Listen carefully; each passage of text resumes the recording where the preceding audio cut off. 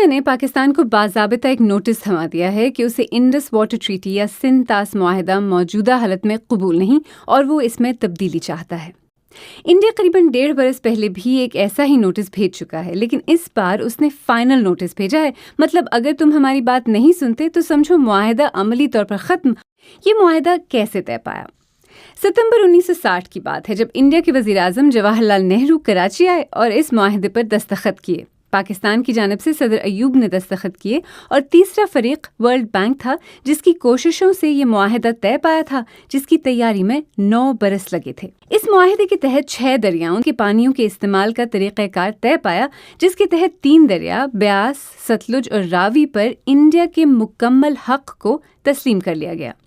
India نے اس اختیار کا بھرپور استعمال کیا، ان دریاؤں پر ڈیم بنائے، دریاؤں کا رخ موڑا اور آج یہ تینوں دریا پاکستان میں مکمل طور پر خشک ہو چکے ہیں۔ بقیہ 3 دریاؤں دریائے سندھ، چناب اور جہلم پر پاکستان کو اپر ہینڈ ملا اور ان دریاؤں کے 80% پانی پر پاکستان کے حق کو تسلیم کیا گیا۔ انڈیا کو اجازت ہے کہ وہ ان دریاؤں کا تقریباً 18% پانی زراعت کے لیے استعمال کر لے اور بہتے دریا پر بجلی کے کارخانے بھی لگا لے، لیکن وہ پانی کو سٹور نہیں کر سکتا یا اس کے بہاؤ کو کم کرنے کے منصوبے نہیں بنا سکتا۔ انڈیا اس معاہدے کو کیوں تبدیل کرنا چاہتا ہے؟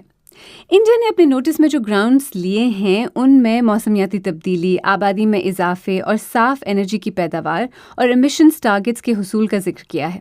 اس کے علاوہ خطے میں دہشت گردی کے واقعات کا بھی حوالہ دیا ہے اور کہا ہے کہ دہشت گردانہ کارروائیاں معاہدے پر مکمل عمل درآمد کی راہ میں رکاوٹ ہیں۔ یہ معاہدہ ہوئے 64 برس گزر چکے ہیں۔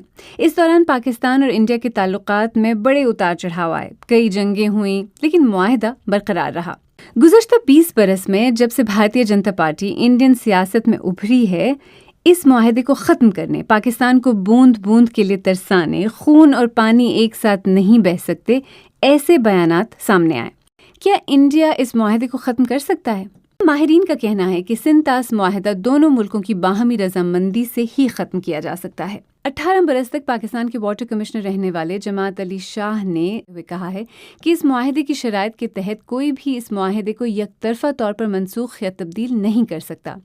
دونوں ممالک مشترکہ طور پر اس معاہدے میں ترمیم کر سکتے ہیں یا نیا معاہدہ تشکیل دے سکتے ہیں۔ تجزیہ کار نروپا سبرامنیم کہتی ہیں کہ سندھ طاس معاہدہ ایک بہت وسیع بصیرت کا معاہدہ ہے۔ اس میں یہ ویژن تھا کہ اپر رائپیرین جو لوور رائپیرین ہے اس پہ ڈومینیٹ نہیں کر سکتی۔ ہمیں یاد رکھنا چاہیے کہ ہم بھی ایک لوور رائپیرین ہیں۔ چائنا کے ساتھ ہم برہم پترا شیئر کرتے ہیں۔